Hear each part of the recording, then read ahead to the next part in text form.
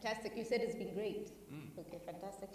I think one of the things that I want to touch on is and I think you spoke about it a little bit. You said you found that actually what it's done is the relationship between the big firm and the partner small firm has strengthened as a result of working together in the collaboration. Because one of the reasons people give as an excuse, I would say an excuse for not doing a joint audit, is that very often they're now having to manage the relationship between the big and the small firm, and the frictions, and that dilutes accountability. And I'd like to hear both of your opinions on that, what your experience has been.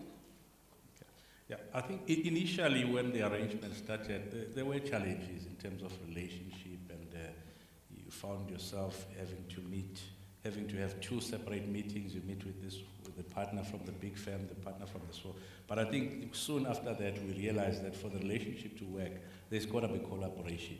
At the end of the day, the fact that there's two sets of auditors should not in any way create inconvenience for us as the client. So we then had a discussion that there must be collaboration. We will not entertain separate meetings. We want joint meetings. They must agree on issues beforehand, before they come to that meeting, which then has improved the workings drastically, because now instead of meeting different people and sometimes hearing slightly different things, you then have collaboration and cooperation between the two firms, and that's the only way that it can work. So basically is that they manage the relationship, and you are very clear about the boundaries in terms of what is acceptable and not acceptable. Yes. And that helped you in terms of helping them manage the relationship. Yes. Yeah. Richard?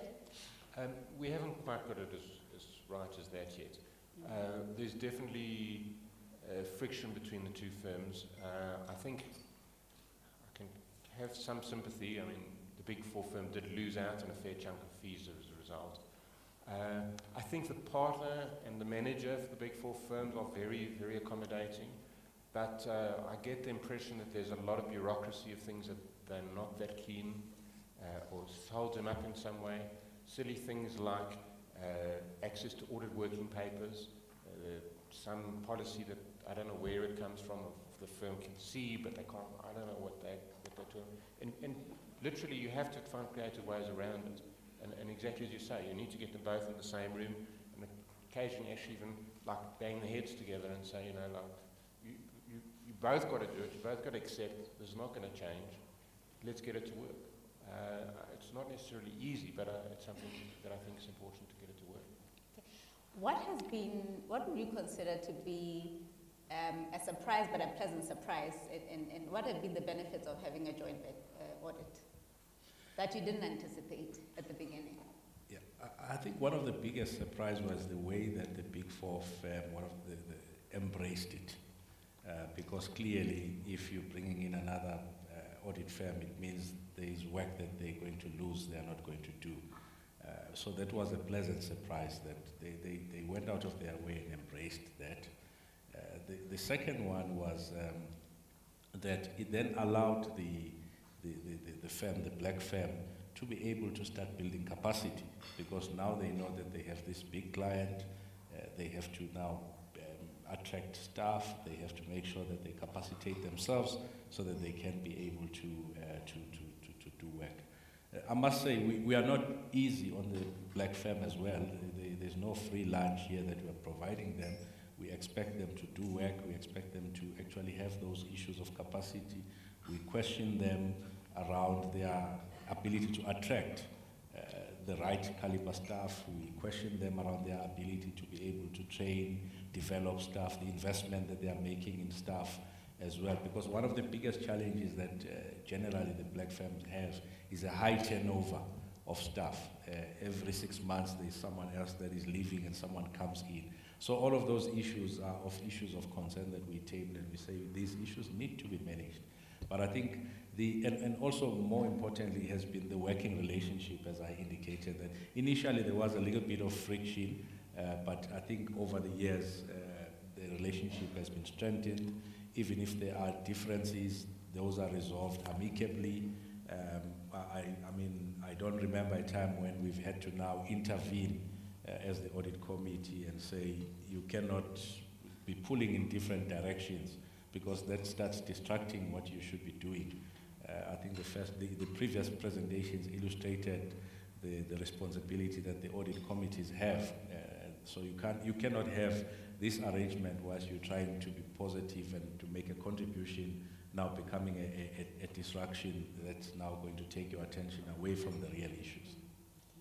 Thanks. And I think the point that you make around being tough in the black firms, I don't think anybody wants a free lunch. I think everybody wants an opportunity to showcase capability, and that's what you facilitated, is the ability for people to showcase capability. Richard, are there any surprises? Okay, you can also talk about the negative surprises and how you dealt with those. Yeah, I think the biggest positive surprise is actually, for me, was the depth of talent out there. I think, if I'm quite honest about it, and I'd say that the same of many of my white CA colleagues, we've heard the lecture before from the Psych Institute about the lack of transformation in profession, and you get the impression that there just aren't black audit firms out there. In fact, that was one of my early responses to Cindy, is where we're going to find these people. And when we actually started meeting firms and now working with them, the depth of talent out there, and I'd say also the determination and the drive, is quite incredible.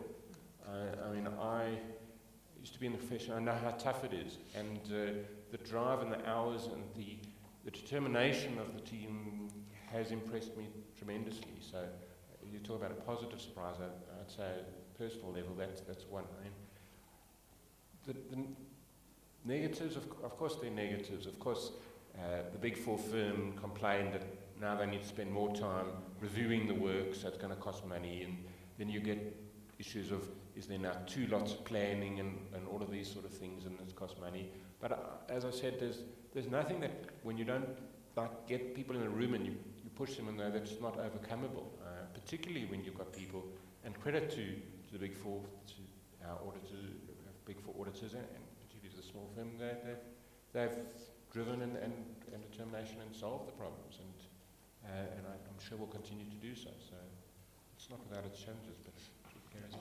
Okay. I think maybe just to sort of add one thing that in any organization that wants to do this has got to be conscious about, is that, look, there will be cost implications. So you must take a very conscious decision to say there will be cost implications.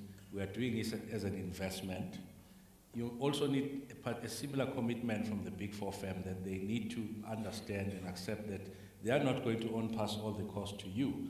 They also have a responsibility that they need to invest in actually developing that firm that they are partnered with. So they need to also invest. So you need to share the cost between you as a client and the Big Four firm. And that if you do that, they also would want to make their investment work. Whereas if you're saying they can on-pass all the cost to you, there's no benefit for them to make sure that this relationship works. If the relationship doesn't work, there's no financial implications for them.